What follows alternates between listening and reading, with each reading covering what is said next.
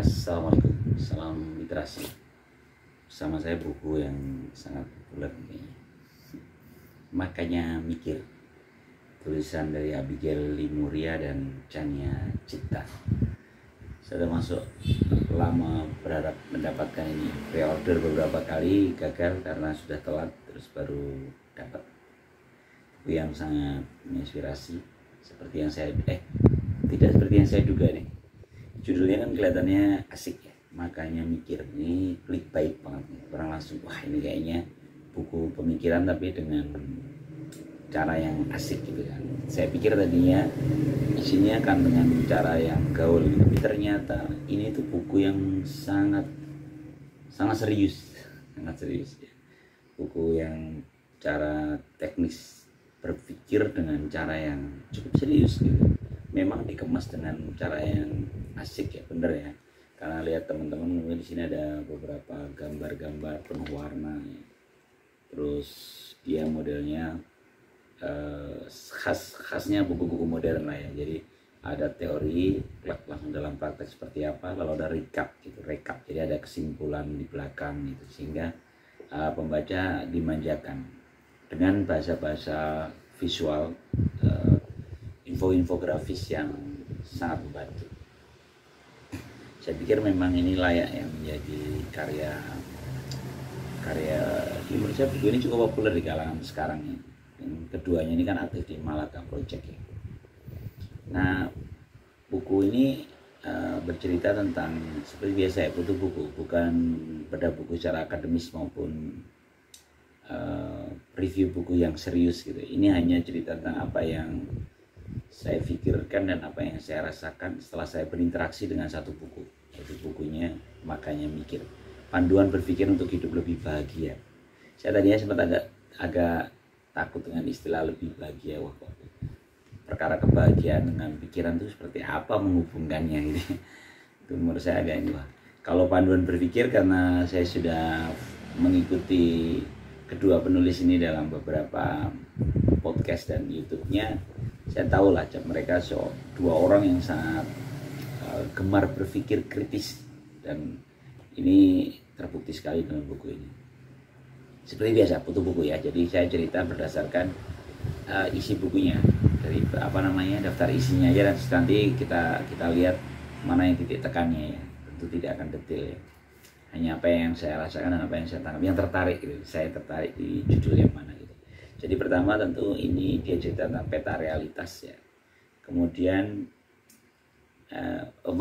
judul bab pertama itu peta realitas dan cara menentukan tujuan hidup. Jadi objektifnya apa? Ini kayaknya kalau teman-teman ngikutin dua tokoh penulis ini akan tahu. Ini sering sekali disampaikan Chania Cipta maupun Abigail. Bagaimana pentingnya menetapkan tujuan. Rasional itu adalah kalau apa yang kita lakukan sesuai dengan tujuan yang kita ingin. Kalau relevan, nah itulah rasional gitu kan, kalau secara umumnya ya. Kemudian yang kedua itu ada kerangka berpikir dua ranah. Ini sangat menginspirasi bagi saya, seorang putu ya. Jadi dua penulis ini membagi dua ranah realitas dan ranah preferensi. Mengapa diingatkan di buku ini?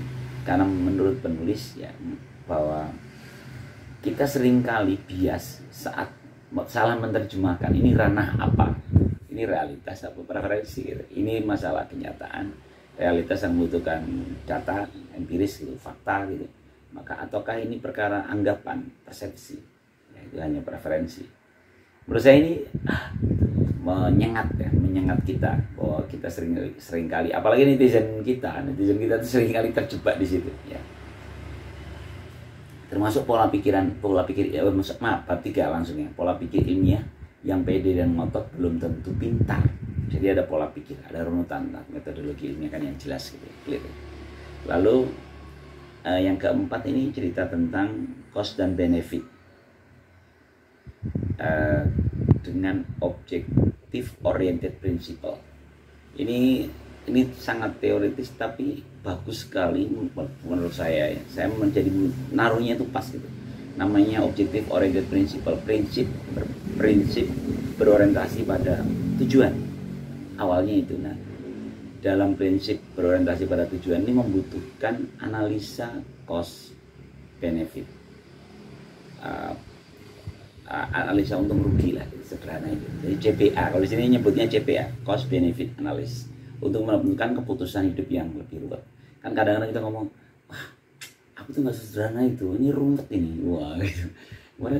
Bisa jadi keruwetan itu karena belum dipilah dengan pisau dingin yang disebut, kalau menurut buku ini, CBA, cost benefit analysis. Dan bab tadi bab 5-nya CBA ya, cost benefit analysis. Kalau bab 6-nya dia sesat pikir dan bias dalam pengambilan keputusan. Nah ini kesalahan dalam menggunakan piranti-piranti yang tadi, atau tidak, bahkan bukan hanya kesalahan, beberapa kita tidak menggunakan itu dalam pengambilan keputusan sehingga dia sesat pikir dan bias. Jadi apa ya, kelewat tujuan awalnya, tidak jernih membaca kondisinya. Saya agak ini mungkin karena belum lama ini ada beberapa berita tentang SMK di ada satu SMK yang sampai memecat kepala sekolahnya karena ada yang menampar, guru yang menampar muridnya, harus di demo. Wah terus kemana-mana saya ngelihat berita itu kayak jadi malah, loh ini kok jadi bias ya gitu. Nggak terbaca problem utamanya apa gitu. Jadi akhirnya kita dan seperti inilah yang mungkin membutuhkan buku ini. Makanya ketika kemarin diskusi sama istri tadi, bahkan tadi pagi itu istri nanyain, sharing dengan berita itu, terus saya langsung inget buku ini. Kayaknya perlu baca buku ini ya dek. Harusnya buku ini banyak dibaca orang agar dia ngerasa tahu, oh ternyata bukan itu, bukan perkara itu, ini hal yang berbeda. Oke, kemudian menentukan prioritas sumber daya terbatas, mana yang diutamakan, karena sumber daya kita terbatas, karena waktu kita terbatas, karena ya fokus kita bisa jadi terbatas gitu, dan berpotensi jadi bias tadi, maka perlu skala prioritas.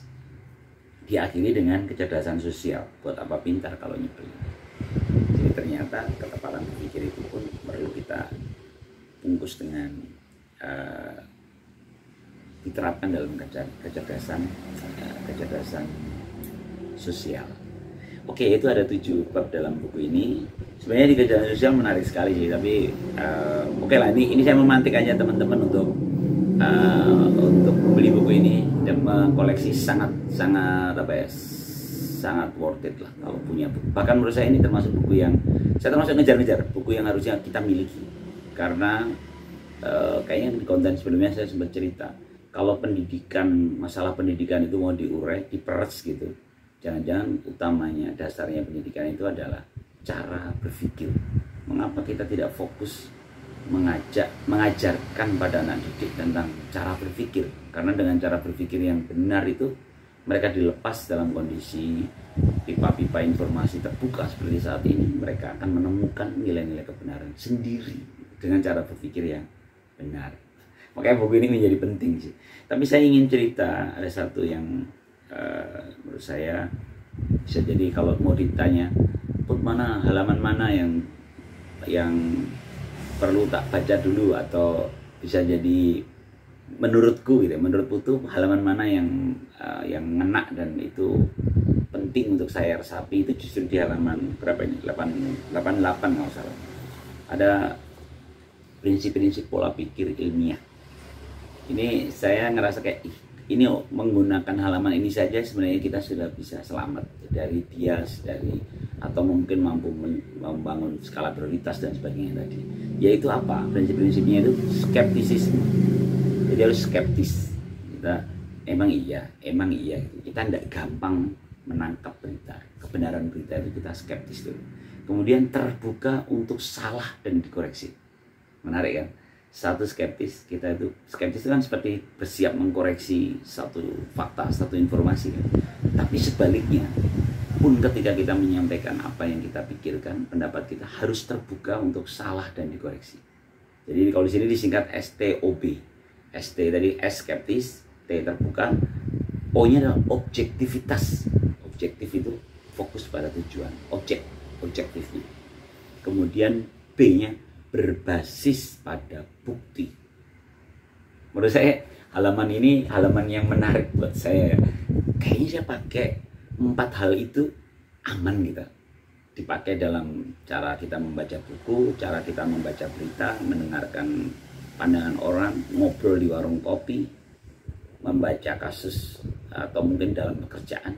Selama kita satu skeptis, dua terbuka untuk dikoreksi, lalu objektif ya, dan terakhir berbasis pada bukti, kayaknya akan baik-baik saja. Makanya saya suka banget di halaman ini, halaman 88. Baiklah ya, dia yang foto buku pada kali ini. Yang jelas buku ini buku yang sangat menginspirasi buat saya, dan bahkan saya menduga sampai saat ini ya, buku ini adalah buku yang relevan dengan kondisi sekarang, dengan begitu banyak bias. Ini termasuk bias ini, bias suara. Begitu banyak bias dalam informasi kita. Satu informasinya sih nggak ada yang salah dengan informasi, tapi komentar, persepsi yang dari ranah-ranah realitas dan ranah preferensi dari kita campur aduk, berkelindan, sehingga bias. Kita nggak jernih membaca semuanya. Dan ketika bicara pendidikan, seperti apa yang tepat? Tadi saya sudah sampaikan, dalam kondisi yang serba cepat, informasi apa saja ada, bahkan artificial intelligence atau akal imitasi demikian dikjaya bisa digunakan oleh kita dan mungkin anak-anak turun kita nanti akan semakin canggih itu AI itu, sehingga informasi ini gampang dideteksi. Problemnya bagaimana dia akan kita konsumsi dalam otak kita, dan inilah gunanya berpikir, makanya mikir. Kalau orang bilang kok pakai tanda seru, kok kasar banget, makanya mikir, seolah-olah mencela orang yang berpikir ya. Tapi kalau dalam bahasa saya Muslim dan saya meyakini kitab Al-Quran itu panduan hidup saya, di Al-Quran itu seringkali diulang, afala ta'qilun, apakah kamu nggak gunakan otakmu, afala tatafakkarun, apakah kamu nggak mikir. Jadi sebenarnya sentilan yang kencang, keras oleh Tuhan dalam kitab suci itu sudah sama dengan judul ini.